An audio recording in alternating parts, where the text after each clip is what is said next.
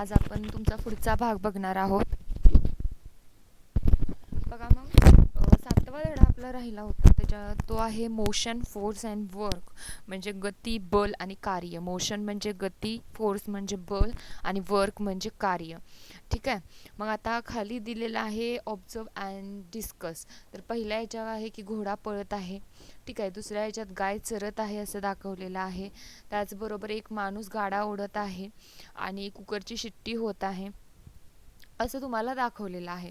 ठीक आहे. मग या सगळ्यामध्ये तुम्हाला कुठे मोशन, फोर्स, वर्क हे तुम्ही थोडंसं डोकं चालवायचं आणि मला सांगायचं आहे की कुठे तुम्हाला हे दिसत आहे. ठीक आहे.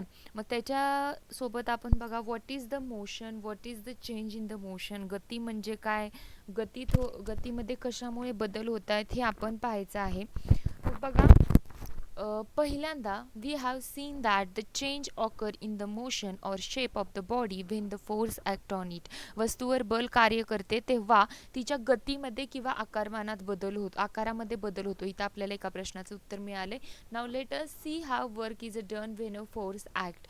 मग आता आपल्याला हे पाहायचं आहे की बलाने कार्य कसे घडते.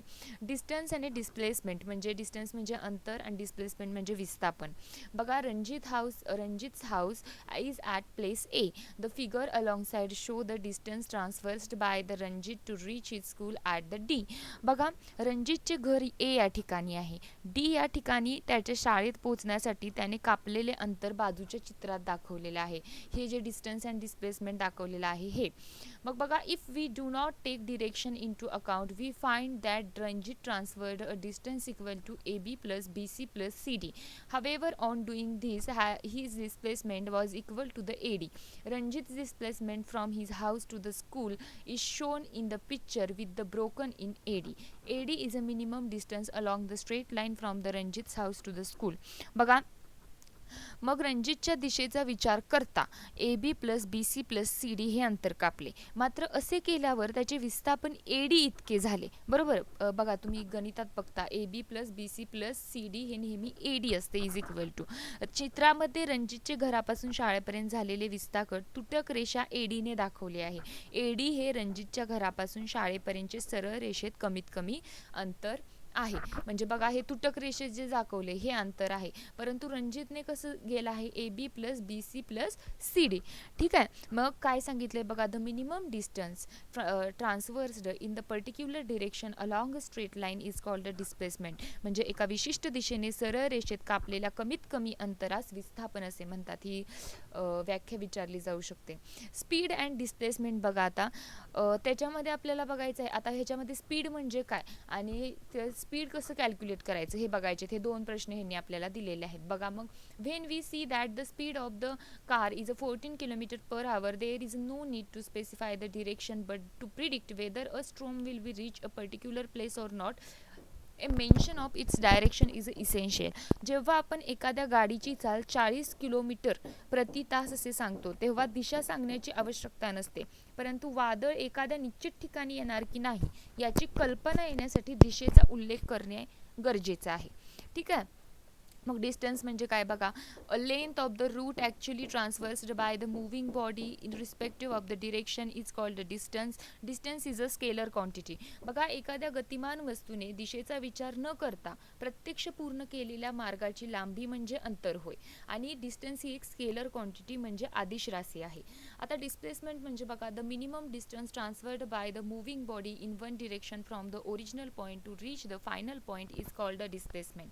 म्हणजे एखाद्या गतिमान वस्तूने आरंभीच्या ठिकाणापासून अंतिम ठिकाणापर्यंत पोहोचण्यासाठी एका दिशेने पार केलेले कमीत कमी अंतर म्हणजे विस्थापन.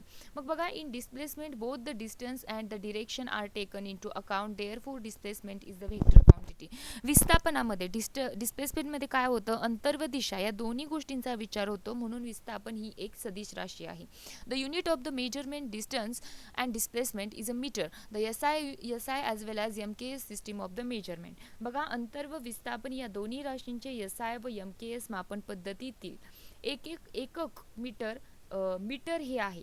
ठीक आहे. आता व्हेलोसिटी म्हणजे वेग म्हणजे बघा, velocity is the distance transferred by a body in a specific direction in unit time. The velocity of the body can be calculated by the following formula. मग हा फॉर्म्युला विचारला जातो, velocity is equal to displacement divided by period of the time required for the displacement. Displacement म्हणजे काय, विस्थापन, आणि खाली जे दिले पिरियड ऑफ टाइम रिक्वायर्ड म्हणजे काय, विस्थापनाला लागलेला वेळ. ठीक आहे.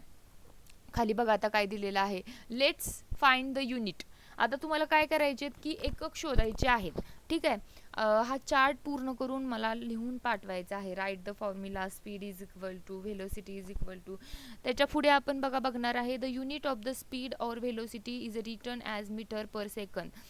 हे विचारलं जातं रिकाम्या जागा भरा MCQला की the unit of the speed or velocity is written as dot dot dot. तर आन्सर आहे metre per second or per yes, असं मीटर आणि सेकंदचं तिथे लिहायचं आहे.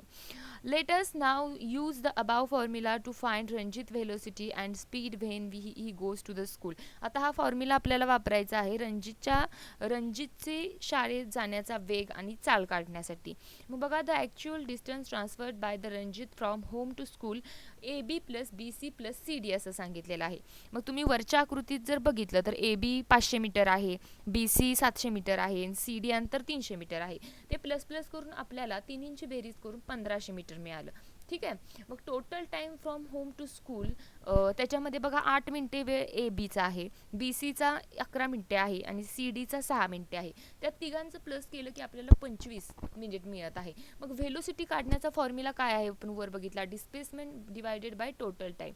डिस्प्लेसमेंट जी एकूण आली आहे 1000 मीटर डिवायडेड बाय 25 मीटर. ठीक आहे.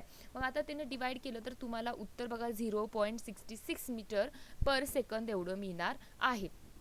म्हणजे बघा, Ranjit speed while going to school, रणजितचं जे स्पीड आहे घरी जाण्याचं, ठीक आहे, ते आपल्याला रणजितची शाळेत जाण्याची जी चाल आहे, म्हणजे आपल्याला दिले बघा, speed is equal to distance transfer divided by total time असं आपल्याला दिलेलं आहे. ठीक आहे. मग आता रणजितचं काढत असताना अंतर 1500 मीटर एकूण आहे म्हणून एकूण, आणि 25 मिनिट टोटल येत आहे म्हणून 60 divided by 61 metre per second होणार आहे. म्हणजे Ranjit did not take the straight route of the minimum distance while going to the. आपण जे पहिलं 1000 घेतलं, तुमच्या लक्षात येते का, ही जर डायग्राम बघितली आपण, पहिलं जी व्हेलोसिटी काढली ते डिरेक्टली A पासून D पर्यंतची होती.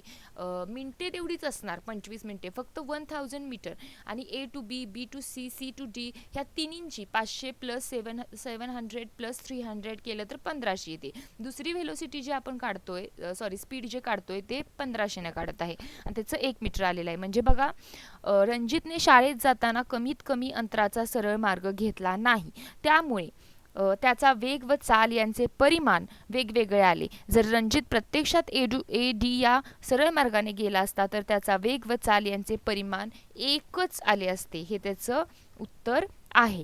ठीक आहे. मग बघा, आता पुढचं आहे ते ॲव्हरेज व्हेलोसिटी अँड इन्स्टंटियस व्हेलोसिटी. बघा, म्हणजे सरासरी वेग आणि तात्कालिक वेग आहे तो. मग बघा काय सांगितलंय, the velocity of an object can even while it is moving along the straight line.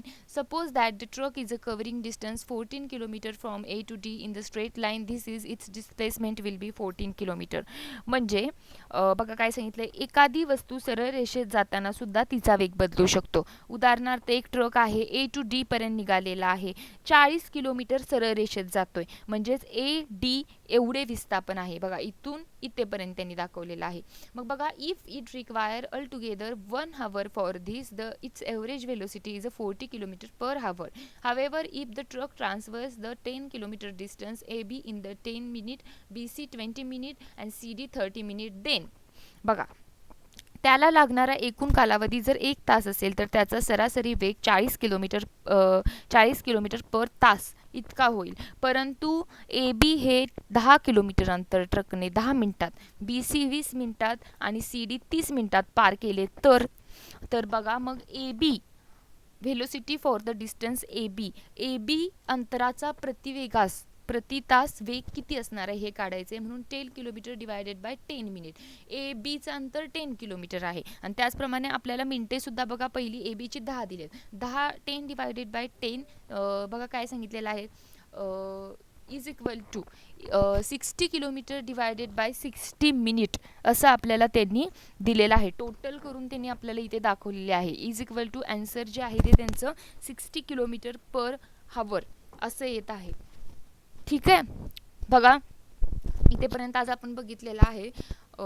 उद्या आपण तुम्हाला आजचा भाग समजला असेल, समजला नसेल तर मला विचारा यामध्ये काय समजलेलं नाही तुम्हाला. आणि उद्याच्या भागात आपण पुढचा ॲक्सिलरेशन हा भाग सुरू करूया, वरचा थोडा राहिलेला भाग सुरू करूया. आणि आजच्या भागात जर काही शंका असेल तर नक्की विचारा. थँक्यू.